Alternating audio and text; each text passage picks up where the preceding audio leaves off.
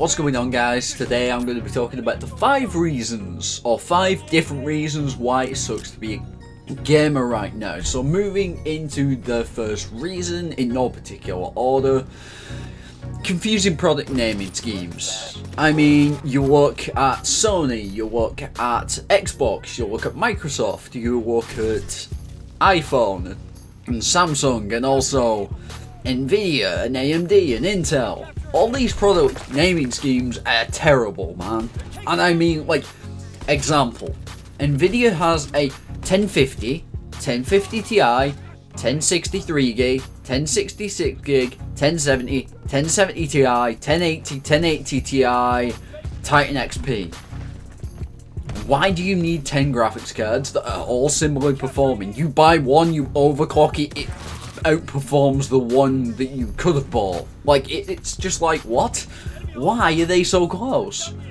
And the stupid thing is that, you know, if you're a mobile gamer, or if you're a console gamer, or whatever, you've got the Xbox One X, you've got the Xbox One X, you've got the Xbox One S, you've got the Xbox One, you've got the PS4, the PS4 Slim, the PS4 Pro. Why is there so many variations right now? And to me, they should stop producing the old one if they're going to bring a new one out, because then it makes it more simple.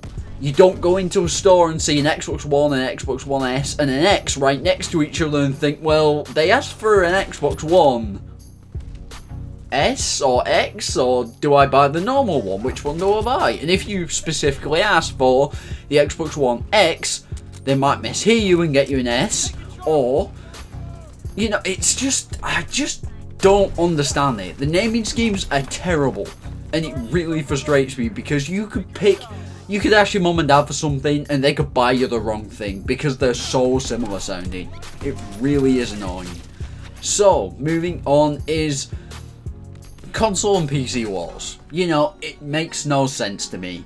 Whether you're an Xbox One player, or an Xbox player, or a PS3 or PS4 player, or a console player, or a PC guy, it doesn't matter. To me, you shouldn't be arguing over which one's the best and which one's got the best controller and all the rest of it. I have a PS4, I have an Xbox One controller that I plug into my PC sometimes I plug in the PS4 controller, sometimes I use a keyboard and mouse, because having variety to me is good. And also, enjoying the game you want to play, the way you want to play it, is also great. The problem is when people start throwing it about, saying, this is better than that, this is better than this, and then the PC guys, you know, say the PS4 is better than the Xbox. The Xbox will come back and say that the Xbox is better than the PS4, and the console guy will say the PC guy will call you console peasant and all the rest of it. It's just like, come on, dude. Everyone normally has a computer. They just may prefer to play games on a PlayStation or Xbox. We have console exclusive games, which also sort of add to the fuel of this, because, oh, we have the best exclusive games on our platform. It doesn't matter. We all have one thing in common, and that's we love the game. Why does it matter the platform you game on? And this is where cross-platform should be a thing. I definitely think that Xbox and PS4 players should be able to play together, because it would make sense. Whereas in an FPS like Call of Duty, the guys who are playing on PC would not want to be playing against console players simply because of aim assist and all the rest of it. But also, we wouldn't really want to be playing against PC guys because they have adjustable sensitivity on their mouse in like a click and all the rest of it, and they have way more control of what they're doing as long as they're good at the game. Moving on is buying DLC to get the full game and microtransactions. It sucks that we have to pay for microtransactions like supply drops or crates or weapon skins and all the rest of it within CSGO, Battlefield, Call of Duty, Destiny, all the big games, Overwatch, Fortnite, you guys name the game, it's probably got it in. Especially NBA and FIFA and all the rest of it. You know, you guys know, there's microtransactions in every single game, not to mention that they're now being added to games that have DLC season passes for map packs and like the rest of the story and all the rest of it, because they're selling us incomplete games sometimes, like Destiny 1, which didn't go down well in that regard. But it still had microtransactions, it still had loads of different things that we had to pay extra for if we wanted them. The story of Destiny 1 didn't make sense unless you bought the Taken King and the rest of the DLC and played through the lot of it. So that sucks, because you never get the full game for your $60 anymore. Anyway, another thing that sucks is lots of game releases. Lots of game releases. You know why it sucks? Because you can't play all the games you want to, because you can't necessarily buy them all. You might see a game that you like Destiny 2, or Star Wars Battlefront 2, or World War 2, or, you know, any other game that you could think of, like The Crew 2, or Anthem, or whatever. And there's all these games coming out from now, and like before now, like October, September time, all the way to like January, February next year, maybe in towards summer. There's games coming out all the time, and you just can't buy them all. You just can't. Like, it's too expensive right now.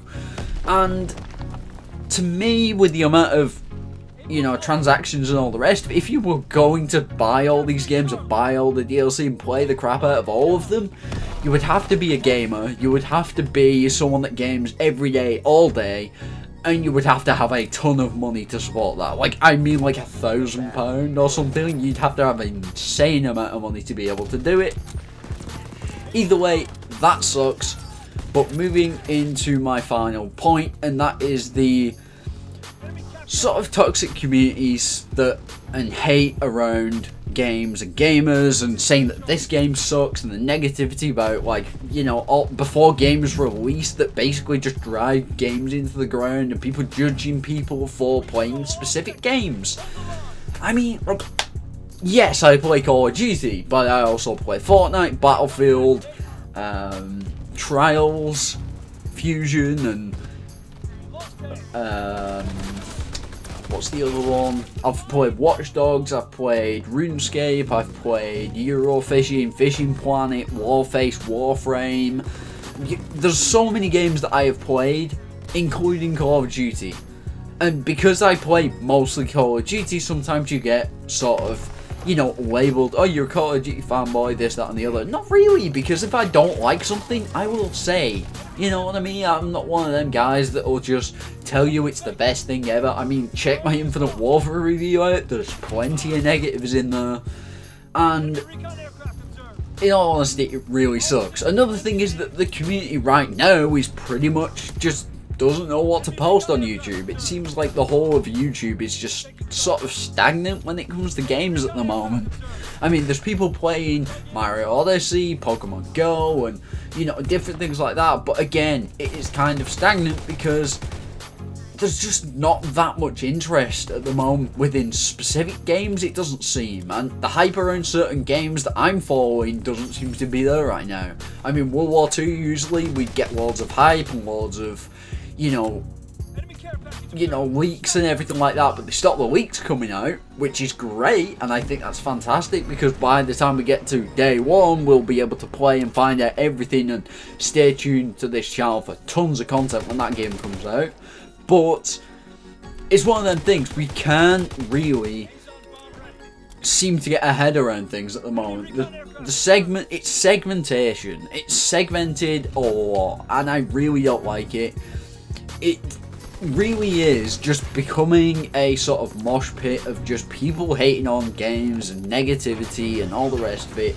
I just wish that would start turning positive, because the more positivity that's in a game and goes towards a game, the better the developers will feel, the better games we get in the future, and the better we feel about that game and the better we enjoy it. Because if you die and someone's like shouting down the microphone, the first thing you want to do is mute him and just move on. You don't really, and sometimes it can cause you to just leave the game because you're getting frustrated because all you can hear is these guys shouting down the microphones. And it really is, sometimes it's hilarious and it's funny, but sometimes it's just, they take it too far and start being, you know, really racist or whatever, and it just gets too much. Anyway guys, hopefully you guys enjoyed this video. If you did, smash that thumbs up button, leave a comment and feedback down below. Linked in the description to all my social media, Patreon and more, and I'll talk to you guys next time. Peace.